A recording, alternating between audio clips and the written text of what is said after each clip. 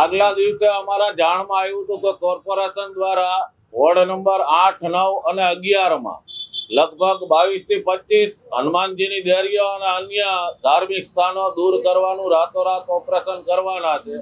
એને અનુલક્ષીને જે તે નવા ચૂંટાયેલા કોર્પોરેટરોનું પણ ધ્યાન દોરવામાં આવ્યું હતું.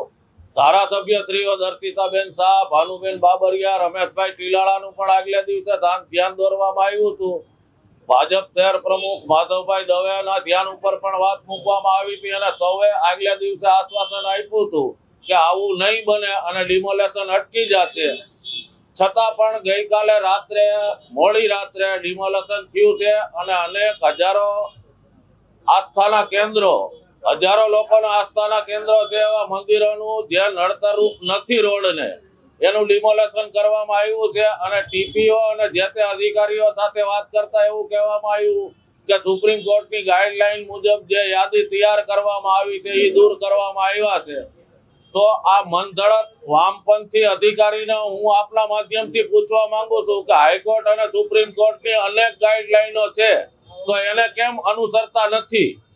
અને લોકોએ જ્યારે માનનીય વડાપ્રધાન નરેન્દ્રભાઈ મોદીમાં વિશ્વાસ વ્યક્ત કરીને ટ્રિપલ એન્જિન સરકાર બનાવવાના મત હજી થોડા સમય પહેલા જ આપ્યા છે, તો આ નવા ચૂંટાયેલા પદાધિકારીઓ કે વર્તમાનના ધારાસભ્યો આ બાબતે ગંભીરતાથી વિષય કેમ નથી લેતા? ગઈકાલે આવેદન પણ વિશ્વ હિન્દુ પરિષદ દ્વારા મ્યુનિસિપલ કમિશનર અને કલેક્ટર શ્રીને આપવામાં આવેલ હતું. તે બાબતમાં પણ આશ્વાસન આપ્યું હતું કે નહીં ડિમોલેશન થાય અને મોડી રાત્રે કરવામાં આવ્યું છે. તો આ બાબતે આવતા દિવસમાં જલદ આંદોલન કરવામાં આવશે અને લોકોના રોષનો ભોગ સત્તાધારી પક્ષે બનવું પડશે. એ બાબત પણ નોંધ લે સત્તાધારી પક્ષ. અસાન ધારાના મુદ્દામાં પહોંચી નથી જતા, પણ અસાન ધારા લાગુ કર્યા પછી જજ ચોક્કસ લે છે. અને આ બાબતમાં રાત્રે 1 વાગે દર્શિતાબેને ફોન ઉપાડીને જવાબ આપ્યો હતો. કાર્યવાહી તો ન રોકી શક્યા, પણ ફોન ઉપાડ્યો એ સારું કહેવાય. બાકીના બંને ધારાસભ્યોએ તો ફોન ઉપાડવાની પણ તસ્દી નથી લીધી.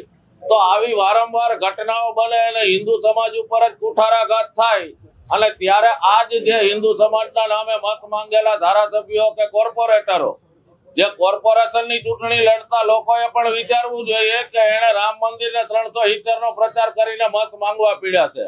લોકલ ગટર પાણીની સુવિધાના આધારે મત નથી માંગતા.